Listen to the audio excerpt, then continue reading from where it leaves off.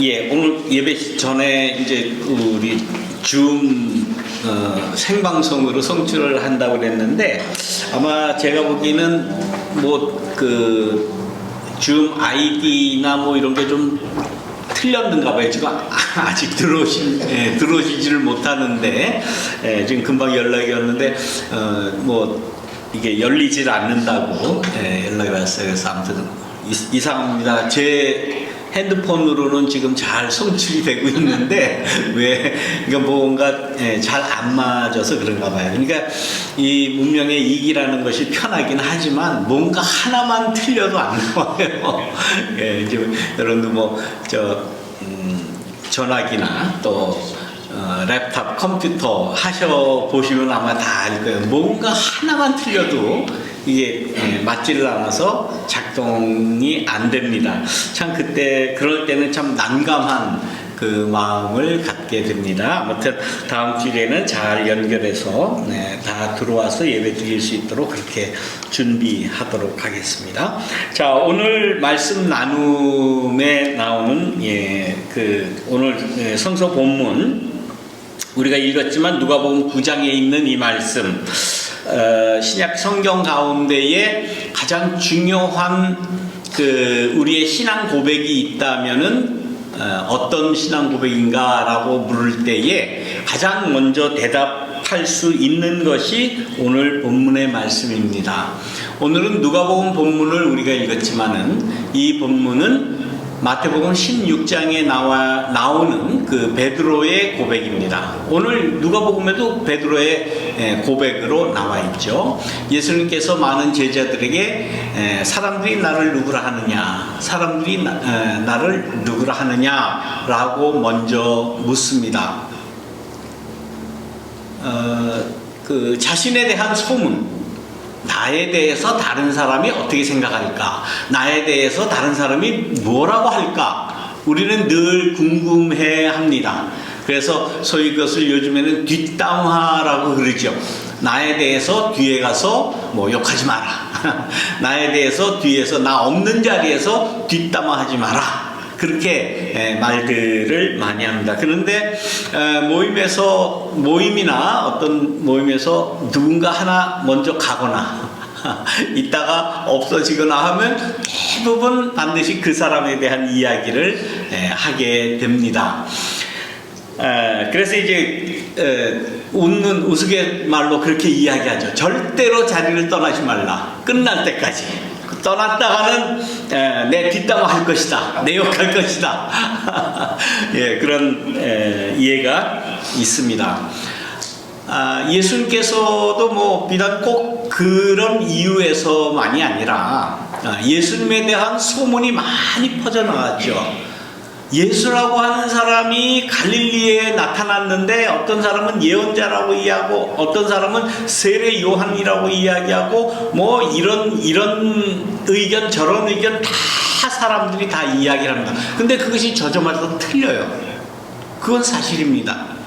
지금 우리가 다 예수님 믿잖아요. 우리가 다 예수님 믿지만은 당신은 예수님을 어떤 분이라고 믿습니까? 라고 되묻는다면은 우리의 대답은 하나가 아니에요. 다 틀릴 겁니다. 물론 오늘 본문 말씀 이 누가복음 9장이나 마태복음 16장에서는 베드로의 그 유명한 고백, 주는 그리스도시요 살아계신 하나님의 아들이십니다 하는 그 말을 우리는 성경에 나오는 예수님에 대한 가장 적확한 그러한 고백이다라고 믿고 그 신앙은 베드로의 고백은 기독교 역사적으로 기독교 교회의 가장 그 중심이 되는 그러한 교리로 자리를 했습니다. 그야말로 그 베드로의 고백에는 1.1획도 또 오류가 있을 수 없는 고백으로 우리 기독교 교회들은 고백하고 있습니다. 그런데 오늘 누가복음 9장에 있는 이 말씀에는 20절에는 하나님의 그리스도이십니다 라고 베드로가 대답을 했다는 거예요. 마태복음 16장은 주는 그리스도시요 살아계신 하나님의 아들이라고 고백을 했고, 오늘 누가복음에는 하나님의 그리스도이십니다 라고 고백을 합니다. 그런데 이 말씀이 마가복음에는 나오지 않아요. 제일 처음에 쓰여진 복음서라고 하는 마가복음에는 이 말씀이 빠져 있습니다. 마가복음보다 한 40-50년 이후에 쓰여진 이 누가복음이나 마태복음에는 그리스도라는 말씀이 나와요. 자, 우리는 예수님에 대해서 예수님을 호칭할 때에 뭐라고 합니까? 예수 그리스도. 예수와 그리스도를 붙여서 우리는 예수님에 대한 호칭을 그렇게 부르고 있어요. 예수는 이름이고 그리스도는 성이냐? 우리 미국 이 이름식으로 first name, last name냐? 그건 아니에요. first name, last name이 아니에요. 그냥 그 지저스는 예수는 그야말로 예수님의 이름이에요. 철수 영이 하듯이 예수님의 이름이고, 그리스도는 예수님에 대한 신앙 고백으로서 그리스도라는 말을 붙이는 겁니다. 그러니까 엄밀하게 말하면 예수는 그 당시 2000년 전에 갈릴리에 오셔서 실제로 활동하셨던, 살아 계셨던, 우리와 똑같이 안 먹으면 배고프고 슬프면 눈물이 나고 즐겁고 기쁘면 웃음이 나오는 똑같은 인간의 성령을 가지신 그 예수, 그분은 예수예요. 그런데 그 예수라는 분이 어떻게 살아가셨나, 그의 살아가시는 모습, 그의 살아가시는 행동, 또 그 예수가 사람들과, 특히 갈릴리 사람들과 관계를 맺고 그들의 병을 고쳐주고 그들의 모든 사정을 이해해주고 때로는 기적을 일으켜서 밥도 먹여주셨던 그 2000년 당시 활동하셨던 그 예수를, 예수님이 죽은 이후에 예수님을 따르는 사람이 가만 생각하니까 이분은 그리스도다. 이분은 그리스도라는 말이 뭡니까? 기름 부음을 받았다, 또 주님이라는 의미도 있고 메시아라는 의미도 있지 않습니까? 우리를 구원하신 주, 우리를 구원하신 주님이다 라는, 구약 때부터, 구약 성서 예언자 시절로부터 이스라엘 백성들이 그렇게 갈망하며 대망해 왔던 메시아다라는 말이에요. 그러니까 메시아라는 그러한 말과 그리스도라는 말은 같은 말이에요. 메시아는 히브리어로 온 우리 인간을 구원하실 분이라는 그런 의미 아닙니까? 그것을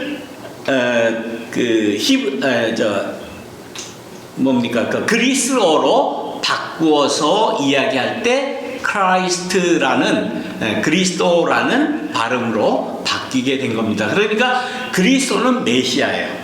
우리를 구원하신 분이다. 누가?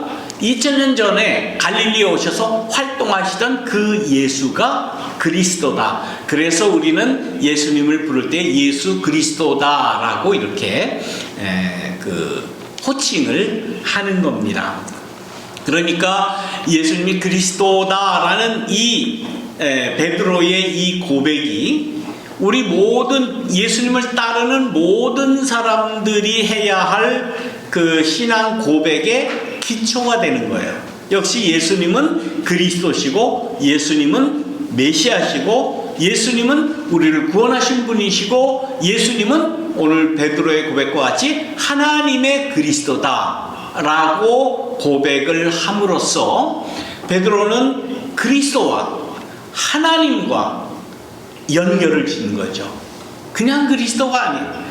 그냥 우리를 구원하신 분 주님 이 정도가 아니라 이분은 하나님의 그리스도다. 하나님께서 우리에게 보내신 분이시다라는 좀 더 구체적인 표현으로 하나님의 그리스도이십니다 하고 고백을 했습니다. 그러니까 이 예수 그리스도라는 말은 우리의 신앙에서 가장 중요한 고백이고, 우리는 늘 기도할 때마다, 늘 생활할 때마다 예수님은 나의 주님이시다, Jesus is my Lord, 그렇게 이야기를 하고 뭐 써붙이기도 하고 뭐 이렇게 달고 다니기도 하고 그러지 않습니까? 그게 제일 중요한 신앙의 가장 기본적인 그러한 고백이 된 거예요. 그런데 그 다음 절 20절에 하나님의 그리스도이십니다 라고 이야기하니까 21절에 예수님이 제자들에게 말씀을 하십니다. 아무에게도 하지 마라. 말을 아무에게도 하지 마라. 이게 왜 그렇겠습니까? 아니, 예수님에 대한 가장 정확한, 가장 올바른 고백을 했는데도 불구하고 그리스도라고 하는 그 사실을 아무에게도 말하지 말라고 단단히 주의를 시켰다. 아주 신신당부랑, 야, 그런 소리 하지 마. 우리로서는 의아해할 수밖에 없어요. 요즘에는 아무에게도 이야기하지 않는 것이 오히려 잘못이라고 생각하죠. 예수님은 그리스도십니다. 예수님은 우리의 구원자십니다. 우리의 주님이십니다라는 것을 많이 이야기해서 다른 많은 사람들로 하여금 제자를 삼아야 되는데 하지 말라는 거예요. 왜 그럴까? 왜 그럴까? 모르죠. 예수는 왜 그리스도라는 말을 하지 말라고 단단히 주의를 하셨을까? 그러나 그 뒤에 나오는 말씀을 보면 한 가닥 실마리가 풀립니다.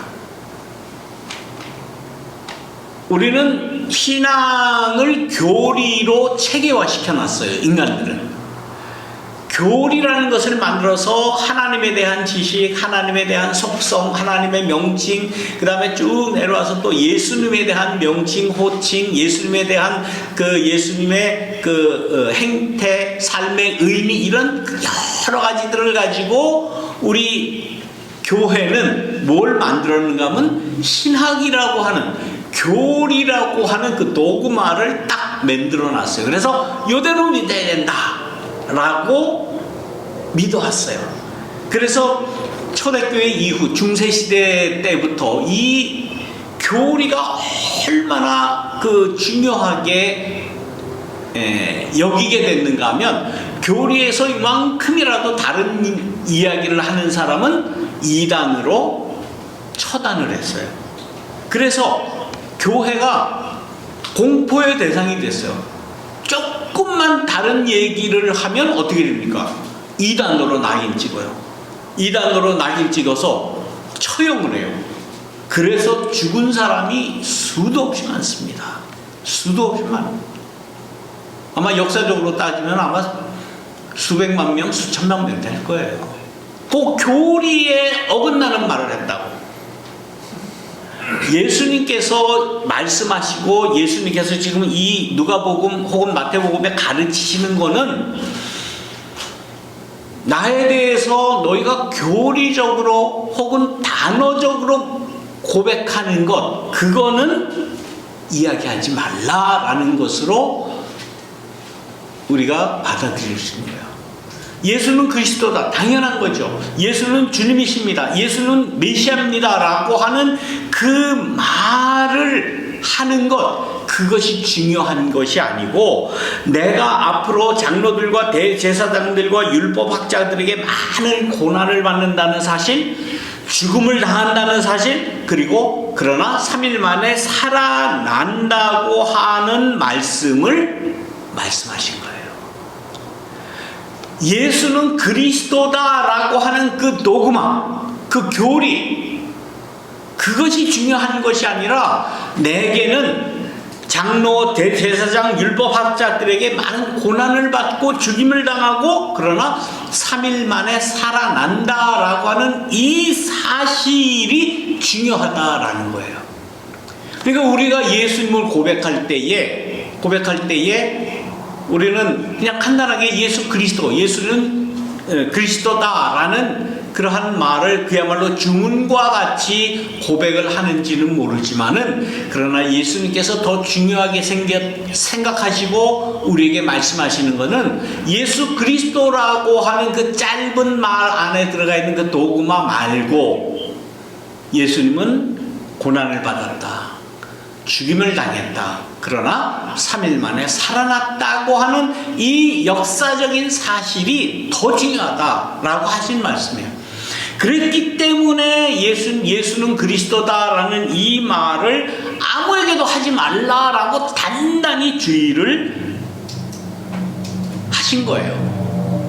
예수님에 대한, 그러니까 예수님에 대한 고백은 말에, 입술에서 이야기하는 예수 그리스도다라는 말을 입으로만 하는 게 중요한 것이 아니라, 예수님이 고난당하시고 죽고 3일 만에 부활하시고, 그렇기 때문에 누구든지 나를 따라오려고 하는 사람들은, 나를 입으로 고백하는 사람들이라고 얘기하시지 않죠. 나에 대한 교리를, 나에 대한 도구말을 정확히 아는 것, 이런 말씀 안 하세요, 예수님은. 그 대신에 따르는 것. 예수는 엄밀한 이 말씀에 의하면 예수는 고백하는 예수가 아니라, 예수는 어떤 예수예요? 따라야 할 예수예요. 그렇게 살아야 할 예수. 그래서 누구든지 나를 따라오려거든 자기를 버리고 자기 제 십자가를 지고 나를 따를 것이다 라고 말씀을 하신 겁니다. 그러니까 예수님을 믿는다, 예수님을 가장 정확하게 아는 것은 교리에 있지 않고 어떻게 사느냐, 어떻게 생활하느냐로 이 사람이 예수를 따르는 사람이냐, 예수를 믿는 사람이냐, 예수를 정확히 고백하는 사람이냐라는 것을 구분할 수 있다라고 하는 거예요. 근데 사람들은 대부분 그냥 입으로만 고백하는 것을 더 선호하죠. 왜? 쉬우니까. 네, 간단하잖아요. 예수님을 알아, 네가? 예수는 어떤 분이야? 예수는 그리스도시지, 예수는 메시아지, 나는 예수님을 믿지 라고 단순하게 입으로 이야기하는 것, 거기에 만족하지 않습니다. 예수님같이 누구든지 나를 따라오려거든 자기 십자가를 져야 된다. 예수님의 고백의 참 의미는 말로 고백하는 거 아니라, 예수님의 그 십자가 지셨던 것 같이 나에게도 내가 사는 이 시대에 져야 할 십자가가 있다라는 것을 깨닫고 그 십자가를 지는 사람. 역사적으로 다 그렇지만 예수님을 따른다고 하는 우리 인간들이 다 약하지요. 다 편안한 것 좋아하고, 안락한 것 좋아하고, 또 존경받고 명예가 높은 거 다 좋아하죠. 누가 제 십자가를 지으려고 노력하는 사람이 어디 있겠습니까? 별 의미에서 어느 누군가 그 저소득층 그 시니어 아파트에서 들어와서 아직 몰라요. 누군지 몰라요. 우리는 누군가 들어오겠지.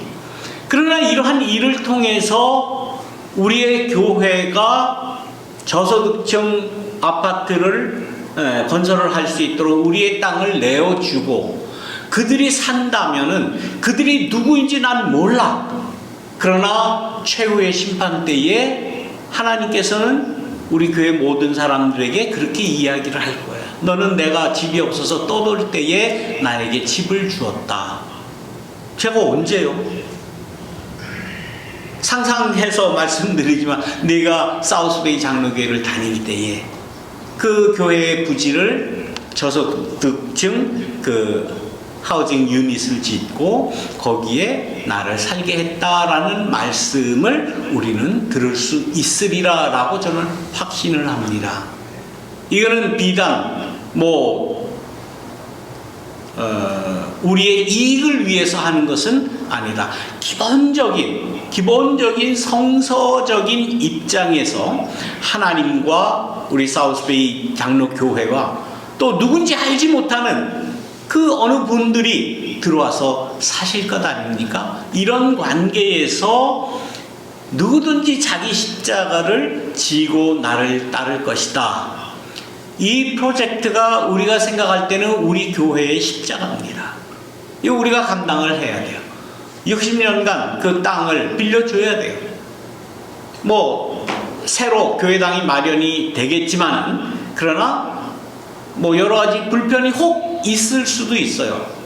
뭐 그렇지 않을 수도 있죠. 또 뭐 새로운 교회당이 우리가 또 마련이 되니까. 아무튼 우리에게 우리의 삶에 하나님의 말씀, 예수는 그리스도십니다라는 그런 고백 도구만 말고 예수가 어떻게 사셨기에 그 예수의 모습을 우리가 따라하느냐, 이러한 모습으로 예수님을 뒤따른다, 이런 모습으로 우리는 우리의 십자가를 진다라는 그러한 그 성서적인 또 신학적이기도 한 그러한 입장을, 그러한 자세를 우리는 똑바로 세워야 된다. 앞으로 이 프로젝트를 감당하는데 이것이 가장 중요한 그러한 우리의 신앙 고백이다 하는 것을 잊지 마시기 바랍니다. 그래서 BCUSA에서는 그렇게 이야기하는 것 아니에요? 마태복음 25장 교회가 이 미국 장로교회 선교의 가장 으뜸된 말씀과 우리 교회의 프로젝트와 또 내가 가지고 있는 신앙과 이것이 하나로 연결이 될 때에 우리는 하나님의 말씀을, 또 예수님의 말씀을 성취하는 것이다. 제 십자가를 지고 따르는 것이다. 마지막으로 예수님께서는 이런 말씀을 합니다. 생명을 구하고자 하면 잃고 자기 생명을 버리는 사람은 얻을 것이다. 내 삶의 터전을 제공하는 이 일은 예수님의 말씀을